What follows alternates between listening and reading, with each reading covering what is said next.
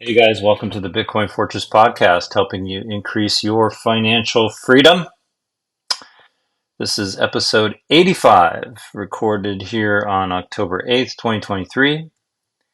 This podcast is for entertainment only and is not investing advice. So, as always, please do your own homework.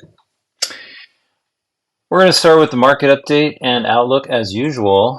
And I thought on the weekly Bitcoin news, I would start with a wrap up of the Pacific Bitcoin Festival, which was just held up in LA on October 5th and October 6th. I had the pleasure of being there, and so I'll give a few comments and takes on that, and then get into the Bitcoin news for the week, and then wrap up with a highlight of this week's Substack, celebrating Bitcoin's historic milestones. So with that, we will jump right in.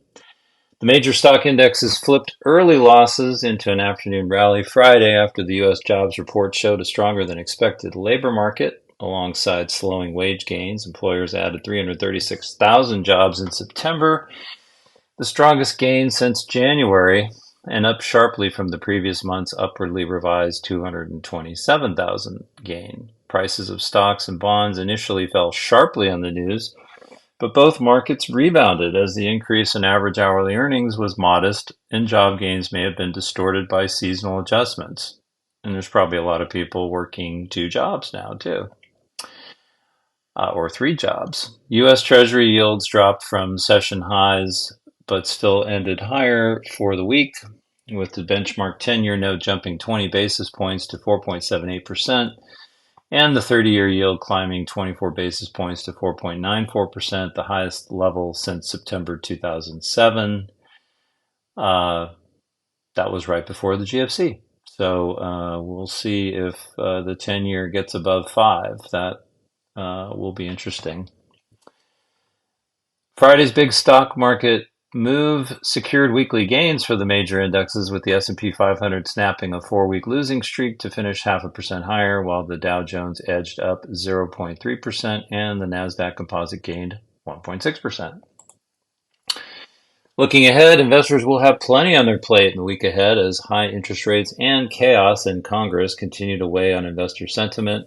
Oh, and then we also have a war in Israel to deal with, and I'm sure the oil will be interesting next week as well. The Consumer Price Index report could be the key event next week as it arrives on the heels of a hot U.S. jobs report. The Q3 earnings season will begin to ramp up with PepsiCo, Delta Airlines, and JP Morgan, just a few of the big names set to report. Ahead of the earnings flood, analysts have pushed on revenue and EPS estimates higher on 10 of the 11 main groups in the S&P 500 index to add just a little bit more drama to the mix. Okay, moving on to Bitcoin news, Pacific Bitcoin wrap up. So it was a 2-day event. There's just too much. There's too much to see, really. So I did on the first day. I attended the welcome to Pacific Bitcoin, the mining track kickoff, a trillion reasons to Bitcoin, and then Bitcoin and the future of a fragmenting world. I did not attend the Lightning, the future of payments thing, but I did actually watch the video after the fact, and that was actually pretty good. I think what I'll do is I'll include some links to some of the videos of the sessions that Pacific Bitcoin posted already. So if you want to watch those, you can, and you didn't have to pay $250. I did the early bird, of course, last year. So I watched those sessions. Also took, and then there was two venues. There's the Swan Dome, which is a smaller venue, and then the main stage. So those were on the main stage. And the Swan Dome, I saw all the personal finance questions Bitcoiners are afraid to ask, Noster Vox Populi, Bitcoiner speed dating, and then finished the day in the main venue with our having price cycles bullshit, and then the Lynn Alden fireside chat, which was terrific.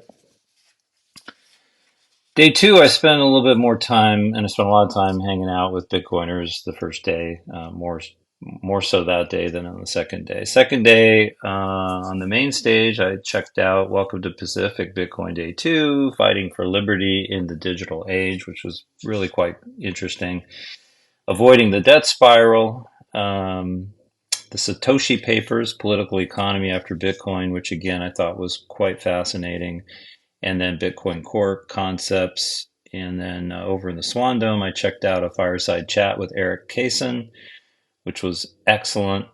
The Miss El Salvador keynote, which was also excellent. And then the Mycelium of Money with Brandon Quittem, which is, I've heard him on podcasts, but the live presentation was excellent. Mark Moss gave a nice talk on technology and technological change cycles, which was quite good. There was a session of Simply Bitcoin Live, which I enjoyed, and then finished the day with Austrian Economics for Dummies with Peter St. Onge. Some key takeaways from the conference. Bitcoin is not inevitable. We all have much work to do towards education, adoption, and investing in builders, time, money. Education remains the most important thing. Podcasts, blogs, other media are really important. That was actually in Corey Clipson's keynote speech or welcoming speech at the beginning of day one. Developers need to work on better, easier user interfaces, especially for Lightning, but also for long-term Bitcoin storage, especially multi-sig for ease of use. The people are just amazing. I always enjoy meeting Bitcoiners at the conference. It's always striking how we're all on the same page despite very diverse backgrounds. I was able to meet Dr. Peter St. Onge. He's a great guy, wonderful messages in his work. You know, he's posts a lot of videos. He's got a substack that I follow. I'm a fan. Nice guy too. Really great to talk to him. I also met Miss Universe El Salvador. Very impressive, smart, articulate. She's helping support, organic food sustainability, and she's also doing a lot of around Bitcoin education in the schools in El Salvador. And she's also just a great person, and she's also an entrepreneur, which is also pretty cool. Technological innovation, industrial revolutions, this is from Mark Moss's talk, are inherently long cycles. We're at the beginning of what he calls the decentralized revolution, which is kind of coming after the internet revolution. Things like Bitcoin, Lightning, Nostr, AI, all of this is in play. We're looking at probably the next 20 to 50 years for this cycle to mature. We can expect lots of change. Since technologies all tend to pop up around the same time during these revolutions and change the way we live, but the industries need time for the entire supply chain to adopt these changes. And one key message from him was really it's that as Bitcoiners we have to put our money where our mouth is. We have to invest in these startups in order to create the kind of future that we want to see, which I thought was a good message. I can't believe I never learned about Austrian economics. I was a business and accounting major, and then, until now, almost 30 years later. And one book recommendation that came out of the Austrian Economics for Dummies session was What Has Government Done to Our Money by Murray Rothbard. So I'll be reading that after I get done reading Lynn Alden's book, Broken Money. So that's next on my list. Very inexpensive paperback. I think it's like $6 or $7 on Amazon. El Salvador is doing great things. Don't believe everything you read in the mainstream media. They are really leading the charge with Bitcoin and Bitcoin education and really leveraging the asset to grow their economy and pull themselves up. The smartest people I have met are all involved in Bitcoin, and there are more of them every year, especially the former Wall Street types, which is really quite interesting. Um, some of them are almost embarrassed to admit it, but it takes all kinds. And finally, we're going to win.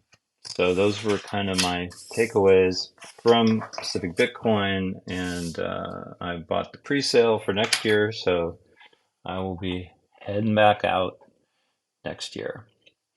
All right, diving into the news then.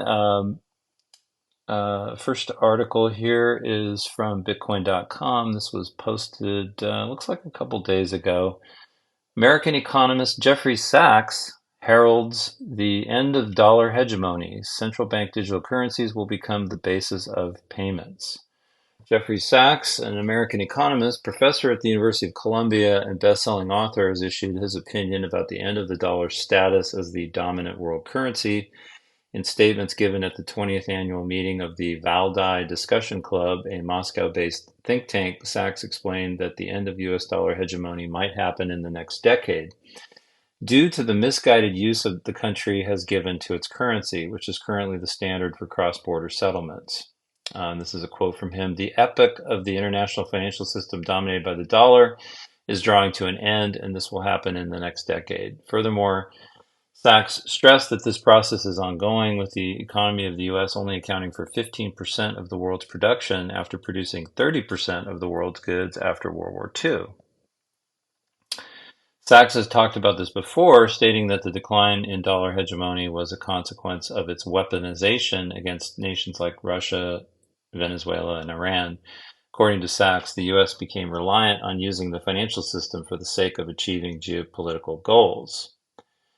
Sachs detailed that this percentage will continue to decrease as other countries continue to outgrow the U.S. in the future. Nonetheless, for Sachs, none of the standard currencies available today will become a successor of the dollar. On this, Sachs declared central bank digital currencies will become the basis of payments.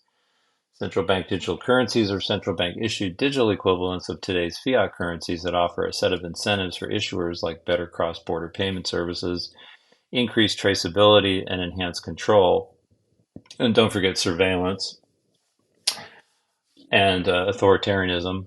According to a Bank for International Settlement survey published in July, 24 central banks will have implemented their CBDCs by 2030 to improve their settlement capabilities. Furthermore, according to the Atlantic Council, a US-based think tank, 130 countries representing 98% of the global gross domestic product are exploring the CBDC, which is not good news. And is why you want to hold Bitcoin, because it is, nobody can mess with it, not the central banks and nobody, and we are building a circular economy around it, so it is possible to transact outside of the fiat system with Bitcoin, which is always a good thing to have in your back pocket. Next article was posted yesterday, and this is also from Bitcoin.com. And again, I will include links to all the articles I go over in this week's show in the show notes. And I think also along with some of the Pacific Bitcoin videos as well this week. Russian President Putin says US dollar-based global financial system is collapsing. Russian President Vladimir Putin conveyed at the plenary session of the 20th anniversary meeting of the Valdai Discussion Club on Thursday that the global financial system based on the US dollar is gradually collapsing. The Bretton Woods system is outdated, Putin said, noting that he is not the only one with this view, as Western experts also share this perspective. The Russian president added, "This Bretton Woods system was created on the basis of the dollar, but it is all gradually collapsing. After all, a currency is a derivative of the power of the economy of the country that issues this currency. The share of the American economy in world GDP is declining. This is also an obvious thing. This is statistical data," he stressed.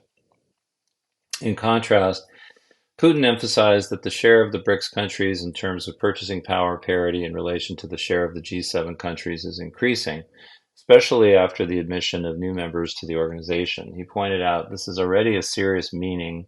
The difference is quite serious. The BRICS economic bloc recently extended membership to Argentina, Egypt, Ethiopia, Iran, Saudi Arabia, and the United Arab Emirates. At the conclusion of the BRICS summit in August, the leaders of Brazil, Russia, India, China, and South Africa declared the importance of encouraging the use of local currencies in international trade and financial transactions. Commenting on the BRICS group creating a common currency, the Russian president opined, for BRICS, we now need not to create a single currency, but we need to establish a settlement system, create financial logistics in order to ensure payments between our states, switch to payments in national currencies. Putin further shared, yesterday we discussed this issue with our experts, including the possibility of creating a single BRICS currency. Theoretically, yes, it's possible, but in order to ever approach this, we need to achieve a certain parity in the development of the economies of our countries, but this is a very long-term prospect. So interesting take, and again, probably seems to be true. A lot of us in the Bitcoin community certainly are believing that, and it feels like it's accelerating. Like the government is just spending more and more money on sending money overseas to pay for wars.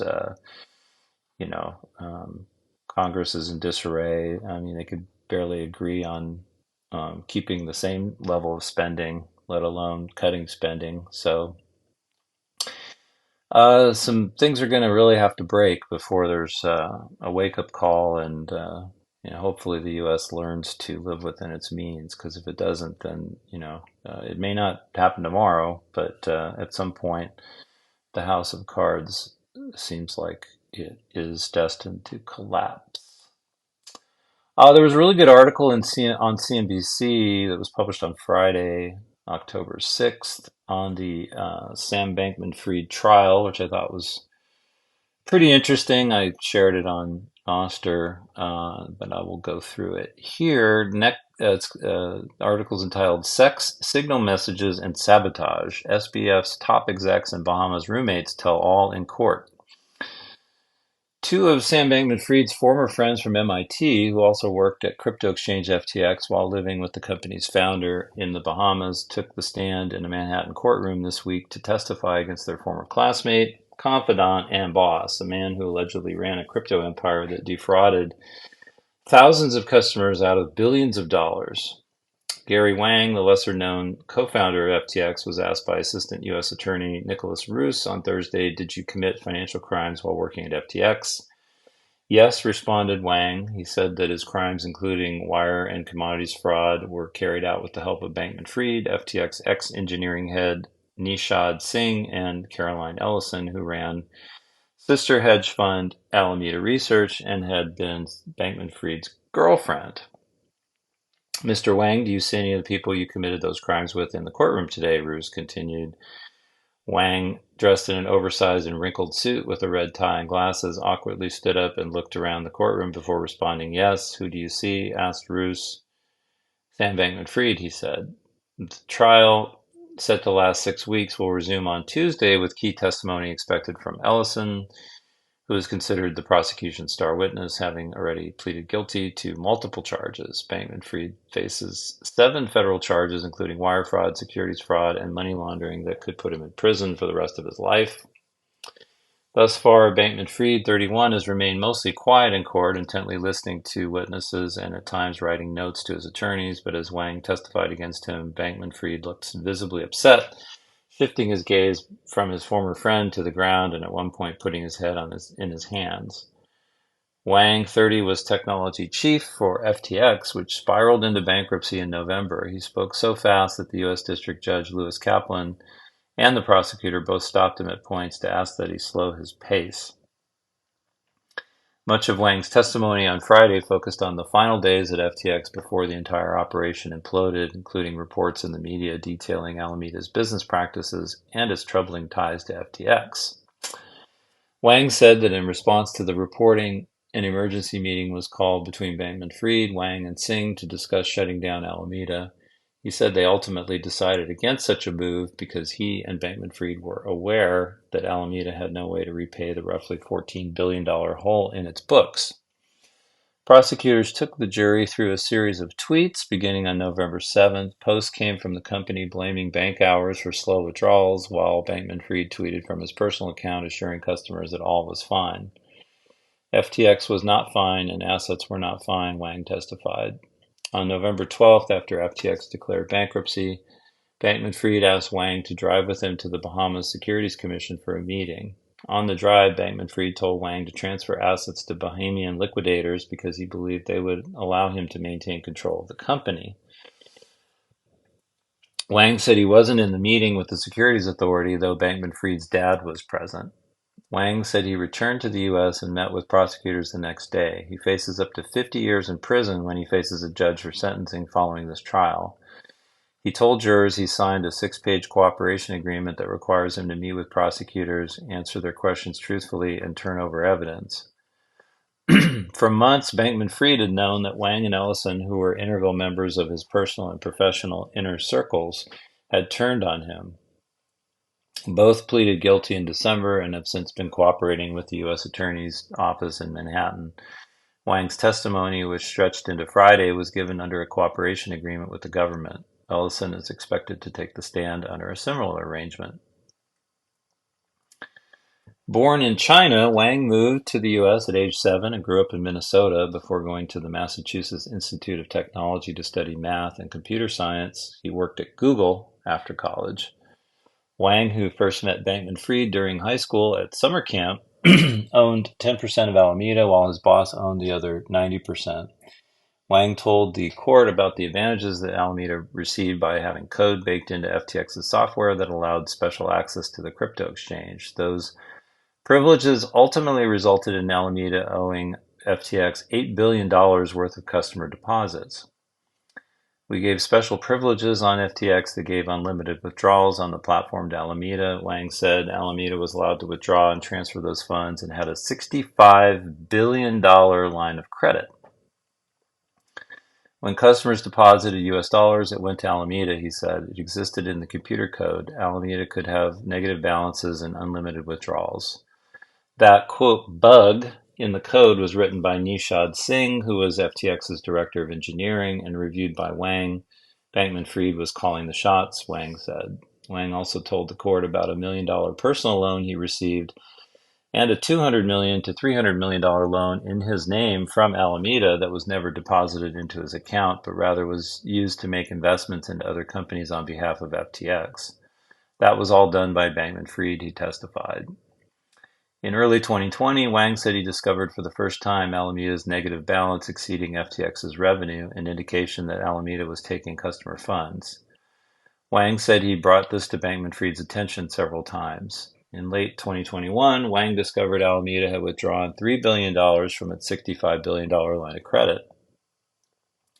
Wang's compensation was a base salary of $200,000 per year plus stock. He owned roughly 17% of FTX. Even though they were co-founders, ultimately it was Sam's decision to make when there were disagreements, he said. Adam Yedidia, who was the prosecution's second witness on Wednesday, continued his testimony on Thursday. Yedidia met Bankman-Fried in college at MIT, and the pair remained close friends. Yedidia assumed a robotic posture on the stand, worked out of FTX's Hong Kong office from January to October of 2021, and then in the Bahamas until last year's collapse. In his testimony, he referred to a group signal thread called People of the House, referring to Bankman-Fried's $35 million penthouse where many employees lived.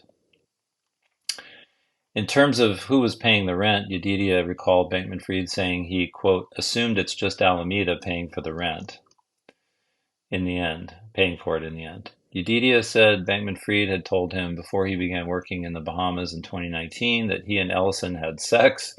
Bankman-Fried asked Yedidia if it was a good idea for them to date, to which Yedidia said no. Bankman-Fried responded by saying that he was expecting that answer. One of Yedidia's responsibilities was fixing the bug in the code that gave Alameda preferential treatment. In June 2022, he submitted a report to Bankman-Fried on Signal, that showed $8 billion in customer money held in an internal database tracking the cash wired to an Alameda account called fiat at ftx.com was missing.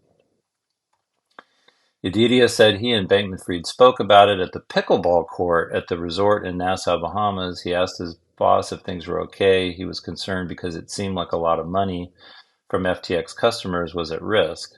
Sam said, "We were bulletproof last year. We aren't bulletproof this year," Yedidia testified. Yedidia said he asked when they would be bulletproof again. Bankman-Fried said he wasn't sure, but it may be 6 months to 3 years.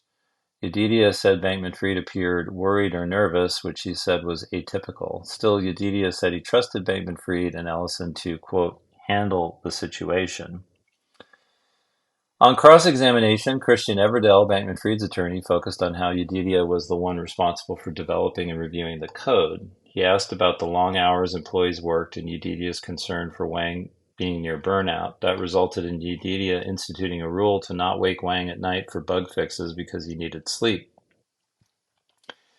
Everdell also drilled Yedidia on his high level of compensation. In his less than 2 years at FTX, his base salary was between $175,000 and $200,000, but he received multiple bonuses of more than $12 million in cash and company equity. Yedidia said he's now teaching math, geometry, and algebra at a high school. He invested most of the millions he earned as bonuses back into FTX, and his equity stake is now worthless. As FTX was failing, Yedidia said he was by Bankman-Fried's side. He highlighted a signal exchange in November 2022 during which he wrote, "I love you, Sam. I'm not going anywhere." He said he wrote the message because so many people had left.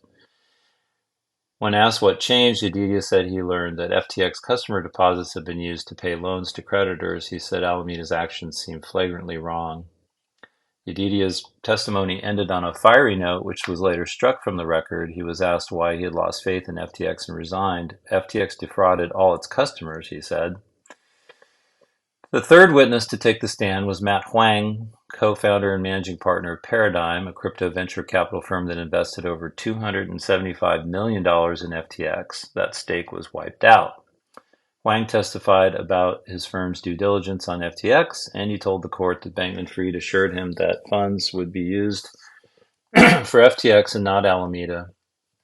Additionally, he was promised that Alameda had no preferential treatment on the FTX platform, even though the hedge fund was one of its top traders. Huang said he was concerned about FTX's lack of a board of directors, but he eventually invested anyway. During cross-examination, Huang said Paradigm pressed Bankman-Fried on the board issue and was told he didn't want investors as directors, but he did plan on having a board with experts.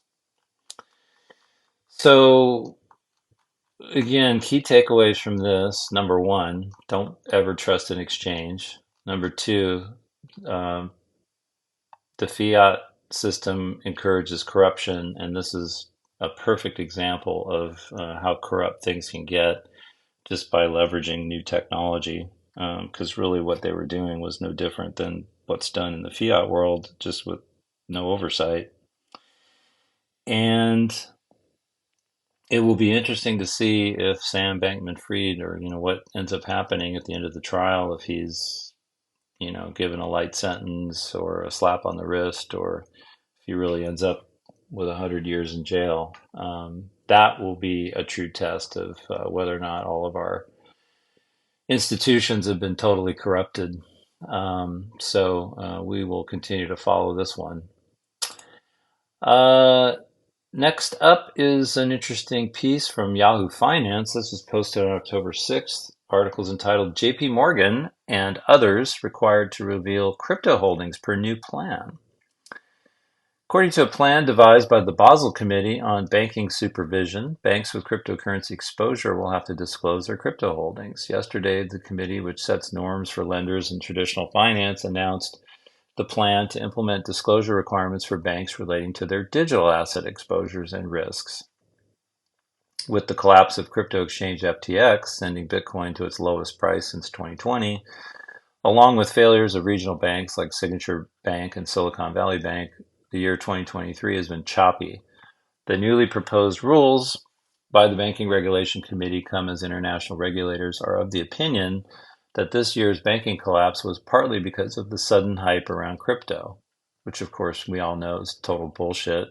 It's the collapse of the banks had to do with the actual model that banks follow of no reserve banking.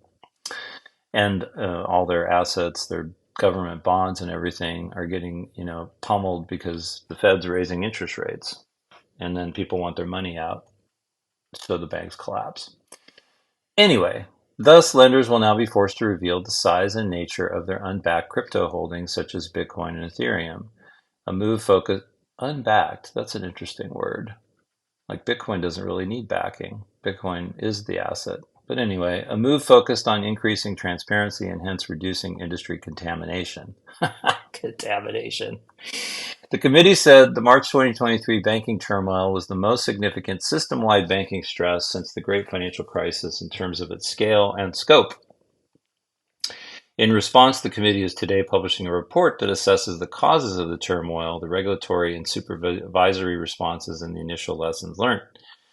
The committee added that a consultation paper will be published soon, which will propose a set of disclosure requirements related to banks' crypto asset exposures. These disclosures would complement the prudential standard for such exposures that was published in December 2022. Notably, the Basel Committee, which comprises banking authorities from 28 global jurisdictions, including the United States, the UK, and the European Union, had previously hinted that it would monitor norms related to cryptocurrencies and modify them if needed. However, until now, the committee had never disclosed the idea of separate disclosure rules for lenders' crypto exposure. Thus, if the plan is implemented, banks like JP Morgan, JPM, and others with crypto exposure will have to disclose their holdings. Notably, in July 2021, JPM became the first major bank in the United States to allow its financial advisors to give all its wealth management clients access to cryptocurrency funds. JP Morgan has also been offering its private bank wealth management customers access to an in-house passively managed Bitcoin fund. The Wall Street giant launched a division focused on digital assets named Onyx and its digital currency JPM Coin. JPM Coin was launched in 2019 to allow corporate clients to move euros and dollars internally. Moreover, JPM is in the early stages of exploring the concept of launching a blockchain-based deposit token for customers. However, because of increased scams and fraud cases, JP Morgan's retail bank Chase in the UK decided to restrict customers' access to cryptocurrency-related transactions. The bank said that from October 16th, there will be a limit on the ability of its customers to engage in crypto transactions in the UK, which, by the way, was big news with the Bitcoin community. Chase is not the first bank to block or restrict crypto transactions. Earlier this year, banks like NatWest Group plc and Banco Santander imposed tighter restrictions on UK customers looking to use crypto. In order to protect its customers from crypto-related scams, NatWest imposed new limits on the daily and monthly amount consumers can send to crypto exchanges. Now, NWG customers can only send a maximum of £1,000 per day and £5,000 over a 30-day period to crypto exchanges. Similarly, Spain Santander said they would block UK customers from sending real-time payments to crypto exchanges, while SAN prohibits payments from a customer's account to Binance. Customers can transfer funds to their accounts from Binance. So this just sounds like more of the same, where the banks are telling you what to do, trying, under the guise of safety, protection. So I think it makes a lot of sense to have several banks that you deal with. And of course, if you're buying Bitcoin from a Bitcoin only exchange, they're obviously going to have to make sure they have good banking relationships. And that the doors don't close on them. And there's always peer-to-peer, which is I don't like, because it's it's a little inefficient, and you're dealing in pretty small transactions. But it's good to explore different peer-to-peer exchanges and ways of buying Bitcoin that way, as a safety. Because that may be the only way that you're able to do things in the future if all the banks close their doors to dealing with cryptocurrency exchanges. That obviously hasn't happened yet, but it always starts with disclosures. And again, as they mentioned in the UK, they're just like, no. And then the other bank, Santander, was like, okay, well, you can only do this much, which is ridiculous. Um, but it's the same way with depositing checks in your account. There's a limit on how much you can do per day, per month, and there's limits on how much you can send in Zelle or wire transfer or whatever. So um, that's the old financial system, and Bitcoin doesn't care, and you could do whatever you want, and that's called freedom. All right, next article was from Crypto Potato. Love that name. This was posted on October 8th, today. Silk Road founder Ross Ulbricht, a decade behind bars, ignites controversy. In a recent post on the social platform X, Ross Ulbricht, the founder of the infamous darknet marketplace Silk Road, revealed that he has now spent an entire decade in prison. Ulbricht, currently serving a double life sentence, has been controversial since his arrest in 2013.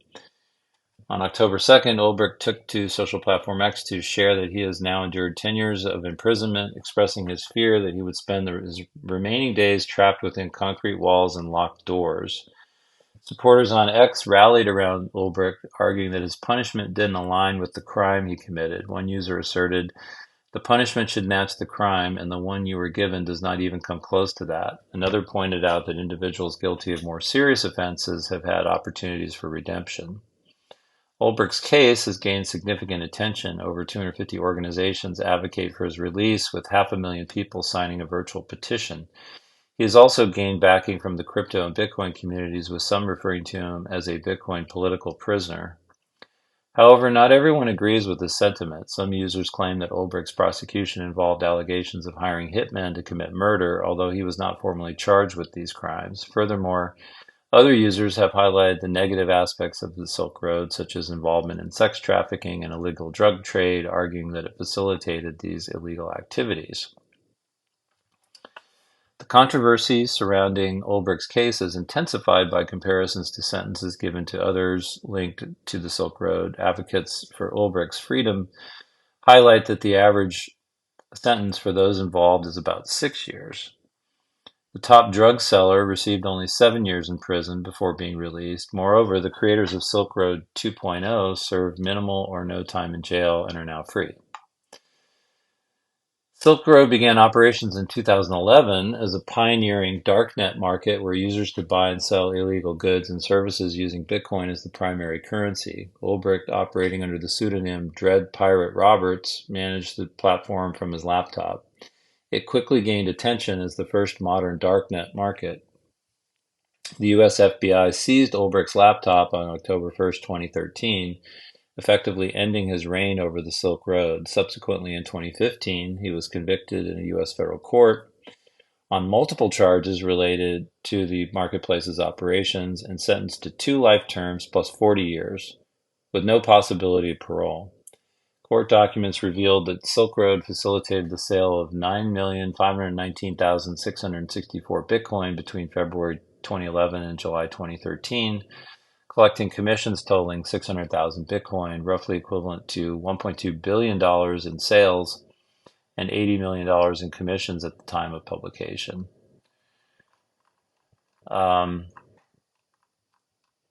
I don't know. I think there's certainly some truth to the argument that the punishment should fit the crime, and it does seem like the government played a pretty heavy hand on Ross, and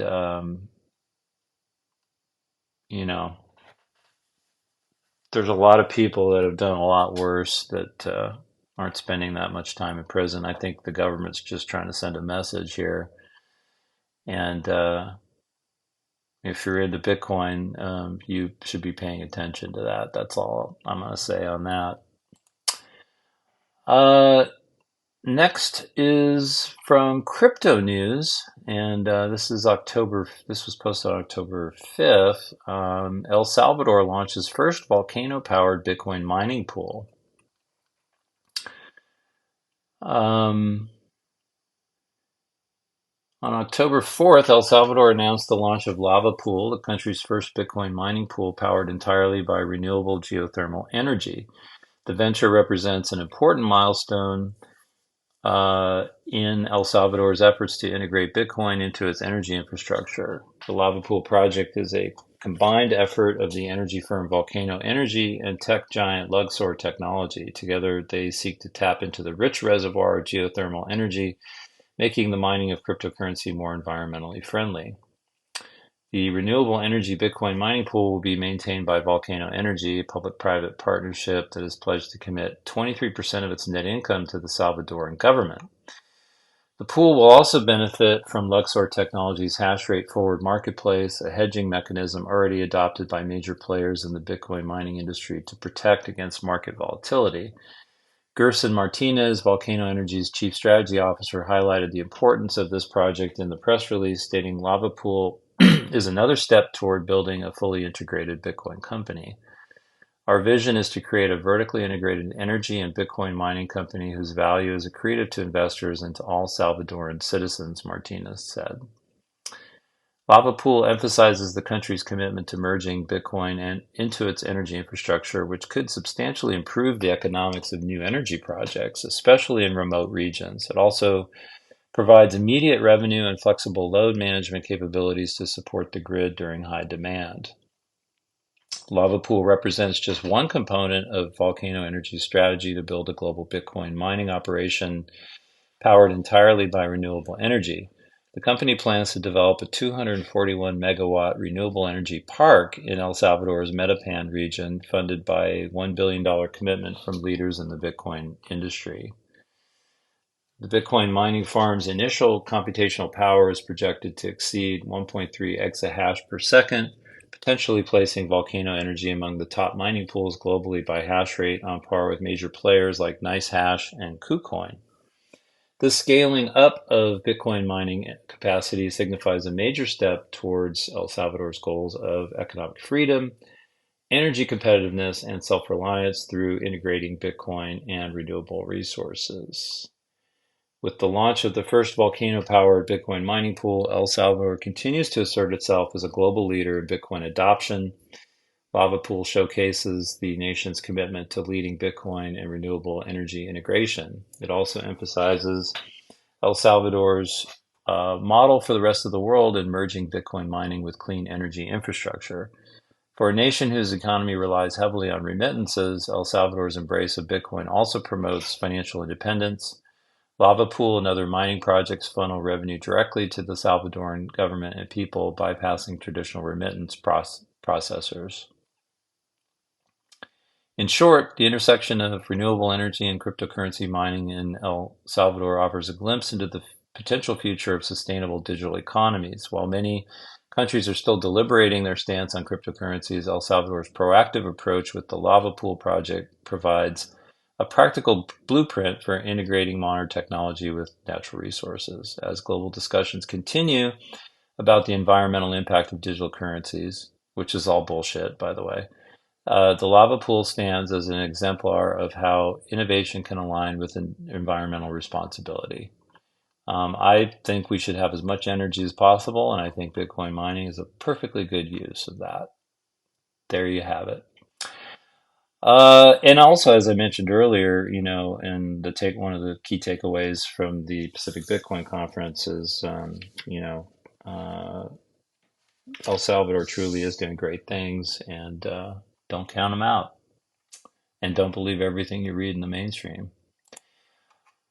And then finally, kind of an interesting article from Bitcoin Magazine. This was posted on October 5th. This is on Drivechains, which seems to be more of a conversation on Twitter or X than it is on Nostr. Seems like everybody's kind of moved on from that, or never even talked about it really that much on Nostr. But it's been a big conversation.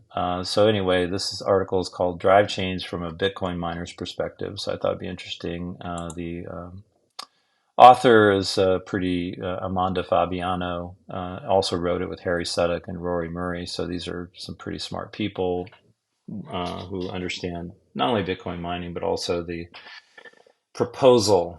So, and this was posted on October 5th again. So jump right in. Bitcoin is the largest, longest running, decentralized, and most secure digital currency of all time. But uh, uh, it is far from the first such attempt. We as a community would do well to remember that Bitcoin stands on the shoulders of previous projects spanning across decades of work.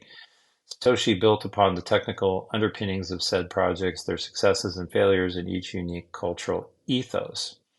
Taking a step back and thinking about the network, one of the great attributes of Bitcoin is its deep simplicity in the monetary policy and fundamentally clear incentives across stakeholders in the network. Providing access to sound money on a trustless basis is not without risk. The game theory and incentives for miners to behave properly is one of the most sensitive components of the system. Miners simultaneously need to be held to the highest behavioral standard in the present, avoid 2017 style forks, avoid transaction censorship, mitigate reorg risk, etc. And the network must also offer miners sufficient visibility into the future of their business models necessary to continue making the enormous capital expenditure investment and commit to large-scale, long-duration operating expenses. Achieving the balance between these two forces allows for the Bitcoin network to offer sound money at the monetary unit level and censorship resistance at the network level. Both are requirements for Bitcoin to have the hope of achieving global settlement layer dominance. Miners and their behavior frequently become the subject of conversation when network upgrades or new proposals emerge. This is because the network has become accustomed to relying on predictable and compliant miners since 2017, who are node followers in the event of controversial proposals. Their primary focus remains on the challenging needs of meeting ongoing operations and planned growth rather than campaigning for or against Bitcoin software proposals. In order to discuss the incentives that miners face, we need to understand the core business models that miners deploy and the directional unit economics across the standard set of inputs. In the simplest terms, miners aim to produce Bitcoin at the lowest possible cost. There are various methods of mining in existence today, each with its own costs, structures, and risks. For the purpose of this post, let's present a basic overview of the inputs miners must consider and the subsequent capital expenditures involved. And so they have a little table here that kind of lists the different components, ASICs, engineering, procurement, construction, capacity deposits, maintenance for ASICs, maintenance for facility, SG&A back office, R&D, and then the different models, hosted miners, which are non-owned operations, self-miners, owned and operated facilities, and then hosting providers. And then they have some assessment of the different risks associated with each across the spectrum. By engaging in mining, miners are in theory betting that their operational setup will allow them to produce future Bitcoin below market rates. The upfront capital expense and ongoing costs dictate the viability or success of the business for miners and therefore bleeds directly into the game theory underpinning Bitcoin. Miners only have control over their hash rate, which is governed by the difficulty adjustment every 2 weeks and challenged by the halving event every 4 years. Satoshi's fundamental innovation aimed to remove the need for trusted third parties when sending or receiving transactions. This was achieved through the implementation of the proof of work system, overseen by the difficulty adjustment. This system effectively encourages miners to engage in the fairest competition by which they engage hashes for Bitcoin. They exchange hashes for Bitcoin. 1 terahash hour is always neutral on the mining network, regardless of barriers to entry, mining cycles, hash price, and Bitcoin price. Furthermore, miners must also take into account market cycles, particularly the halving event, which significantly impacts their earnings by reducing them by half every 4 years. Although the network is neutral, companies have been created which support the ongoing network that are restricted on the business side of things, i.e. regulatory constraints, business operation decisions, capital availability, cost, etc. These constraints may introduce distortions when considering any newly proposed incentive structures for the broader network participants, creating disparities in some aspects. Since each mining company has vastly different strategies, these trade-offs and nuances are company-specific. To illustrate this point, consider a scenario in which a miner opts for a pool that adheres to SOC 1 and SOC 2 compliance standards, even if it charges higher fees, rather than choosing a pool with lower fees and no compliance standards. In this case, miners are electively making a business decision that aligns with their mandate and goals, something that a miner with a different mandate and goal can disregard. This is one example of an individual business decision that is company specific. In addition to miners' individual business choice and running a profitable operation, they also have to pay close attention to any and all updates that are being introduced to the Bitcoin protocol from the lens of how it might affect their business, both from a short-term perspective and a long-term perspective. Bringing us to the concept of Drivechains proposal via BIP 300-301. For a full rundown on the details of the proposal, please read the BitMEX research team's piece.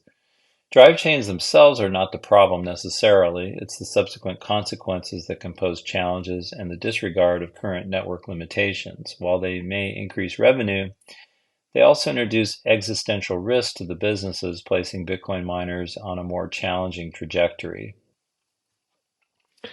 The Bitcoin mining business is operationally complex and labor-intensive, but that is a natural consequence of the narrow and well-defined role that they've been playing since Bitcoin's inception. Asking miners to adjudicate disputes on a sidechain, potentially many of them at once, doesn't just add additional business complexity, it changes the fundamentally neutral role miners play in validating transactions. Disputes are inevitable, and the complexity around power, incentives, and rules becomes uncertain from a miner's point of view. As of now, the power of miners is checked and extends only to ensuring transactions satisfy consensus rules, which all parties know and agree to. While Drivechains can drive additional revenue to Bitcoin, this addition of judgment to the protocol is deeply risky and is trading short-term revenue for potential long-term consequences which remain largely unknown. This is simply not a wise trade-off. Opting out isn't really opting out. Miners have the choice to not participate in sidechains, but they will generate income from all sidechain activities, and that activity still is happening and tied to the main Bitcoin network. Put simply, the implementation of Drivechains would create additional issues for miners simply by running their standard operations. What if a miner wishes to abstain due to regulatory anxieties? What if certain sidechains engage in untrustworthy behavior? Ignoring legal or regulatory issues isn't a feasible option for many miners, particularly those operating publicly in the US, which accounts for over 34% of the network, according to MinerMag. To illustrate this point with a hypothetical scenario, consider a private company issuing a token on a sidechain that enables illicit activity. If that private entity later scams investors and users, as has unfortunately occurred multiple times in the wider crypto industry, who bears responsibility? Can miners claim plausible deniability when they can't truly opt out since the sidechains are pegged to Bitcoin? They remain miners on the Bitcoin network to which these sidechains are linked, of which they may have collected revenue from a sidechain associated with the project. The notion of being able to disregard something only exists in a world where you could do so until something goes wrong. Much like the swimming test during witch trials, miners are presumed guilty by default, even if they choose to opt out of sidechains. Given the massive amount of capital, time, and resources miners pour into their operations, it's a hard trade-off to consider. An increase in pool centralization, one could argue that currently the most centralized aspect of mining is mining pools. While there are numerous options available, a mere 2 mining pools hold substantial control over the majority of the network. It's important to highlight that the cost and time associated with switching mining pools are relatively low. Consequently, the idea that a mining pool could gain control is a risk that can be addressed in less than 10 minutes. In fact, advanced miners typically maintain backup pools not only to facilitate swift transactions when necessary, but also to address operational downtime or outages of the third-party pool. There have been multiple initiatives aimed at decentralizing pools power, with various companies collaborating to allocate time, resources, and capital to the development of Stratum V2 as one such effort, deriving from Matt Corallo's Better Hash proposal. But while switching costs are low, a world in which drive chains require multiple constant adjudications where subminers in the pool choose to vote differently from the pool operator's decision would significantly increase operational complexity. Consider two proposals A and B where the miners in favor of both. If their primary pool chooses to vote against A and for B, then said miner could switch to their secondary pool. But what if the secondary pool is for A and against B? The miner now faces a choice: either jeopardize their revenue and business operations, including employee salaries, to withdraw and self-mine during the adjudication period, or proceed cautiously. Introducing drive chains at this stage, before we possess the tools to tackle these challenges, is like installing a roof on a house without first laying its foundation. Reflecting back, the inception of the remarkable Bitcoin journey was forged through collaboration with numerous other projects involving a blend of diverse expertise and backgrounds, fostering the critical thinking necessary for success. Along the journey of adoption, we lost some of our commitment to constructive conversations possessing intellectual honesty. The level of discussion related to drive chains is veered towards ad hominem attacks and sweeping generalizations, failing to facilitate the constructive dialogue necessary for informed decision-making. Innovation within the Bitcoin ecosystem is a positive and necessary force. It's something that the community should actively foster through careful and constructive discussions and debates. We cannot advocate for adoption while simultaneously closing ourselves off to fresh solutions. Nevertheless, it is vital to maintain a critical perspective when considering the potential long-term impacts of any changes on the network, all while staying grounded in the realities of the current state of the network. So this is a really good deep dive, and I really thought it was informative. And yeah, I'm not a fan of drive chains. Long story short. And then finally, just wanted to highlight this week's Substack, entitled "Celebrating Bitcoin's Historic Milestones: A Journey of Freedom and Empowerment." So check that out. I will include a link in the show notes. And if you've hung in with me all the way to the end, thank you for listening to the podcast. If you enjoyed the show, please like and leave a comment. Also, don't forget to subscribe on your favorite podcast app so you don't miss an episode. And also, if you're not listening on Fountain, you should be. You can earn sats just for listening to your favorite podcast. I know I do every week. You can also follow my Substack at bitcoinfortress.substack.com, and I am on Nostr. I'm not on any other social media right now. My Nostr and pub is included in the show notes if you want to follow me there. And if you like the show, please share it with your friends, family. I would really appreciate it. Get the word out. And with that, I will talk to y'all next week. Bye-bye.